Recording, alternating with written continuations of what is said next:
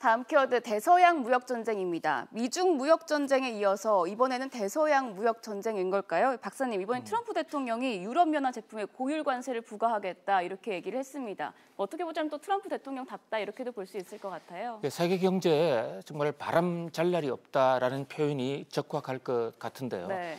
트럼프 대통령 트위트에 아주 강렬하게 유럽을 향해서 한 방 세게 날렸습니다. 유럽에 대해서 관세 폭탄을 터뜨리겠다라고 선언을 했고, 네. 이건 단순한 트위터뿐만이 아니라 미국 무역대표부도 지금 공식으로 발표를 했어요. 내용은 이렇습니다. 유럽 각국들이 EU 정부가 이 유로 에어버스라는 비행기 회사가 있습니다. 그 비행기 회사에 정부 보조금을 대줬다. 정부 보조금을 대주는 것은 WTO가 적극 금하고 있는 사안이거든요. 한 나라에 네. 보조금을 대주면 다른 나라의 산업이 불리하기 때문입니다.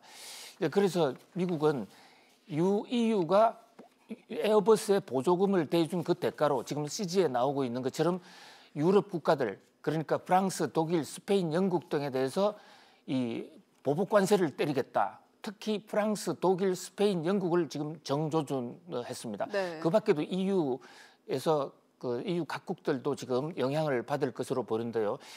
트럼프 대통령이 지금 미국의 트럼프 대통령이 추산하고 있는 이 불이익의 정도, 이 보조금으로 인한 미국 산업의 피해 정도가 약 12조 원 정도에 달한다는 거예요.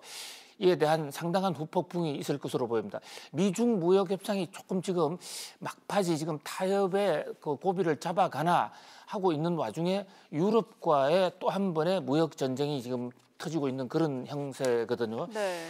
전 세계적으로 무역 전쟁이 터지고 관세 폭탄이 오고 가는 것은 우리나라 입장에서는, 특히 무역 의존도가 높은 한국의 입장에서는 그렇게 썩 좋은 현상은 아닙니다만은, 미중 무역 전쟁에 비해서는 그나마 미국과 EU의 무역 전쟁은 우리나라 입장에서는 상대적으로 피해가 좀 적다, 이렇게 볼 수가 있어요. 네. 또 경우에 따라서는 미국과 EU의 무역 전쟁으로 수입 금지를 하거나 관세 폭탄을 때려서 물건을 사오지 못하게 될 경우에 아시아 쪽으로 수입선을 돌리게 되는 그런 측면도 있습니다. 물론 장기적으로 무역 전쟁은 우리나라한테 악재가 될 수도 있죠. 그런 면에서 예의주시할 필요가 있고요. 그러나 미국과 EU의 전쟁은 미국과 중국 간의 무역 전쟁에 비해서 그렇게 시간이 오래 가지는 않을 것으로 보입니다. 네. 기본적으로 지금 미국과 EU는 동맹국 관계에 있고 지금 전 국가 보조금을 둘러싼 논쟁이기 때문에 저건 의외로 쉽게 풀릴 수도 있습니다. 지금 미국은 아시다시피 보잉사가 이 항공기 결함 때문에 상당히 타격을 받고 있습니다. 네. 항공사라는 것은 미국에 있어서는 국가 전략 산업이나 마찬가지입니다. 마지막 남은 제조업이기도 하고 부가가치도 미국 경제에서 가장 큰 산업이거든요.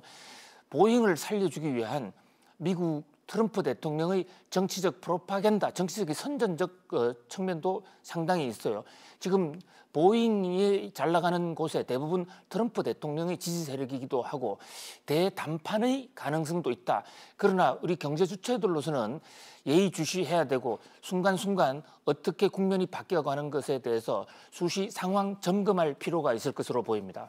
네, 계속해서 세 번째 키워드 보도록 하겠습니다.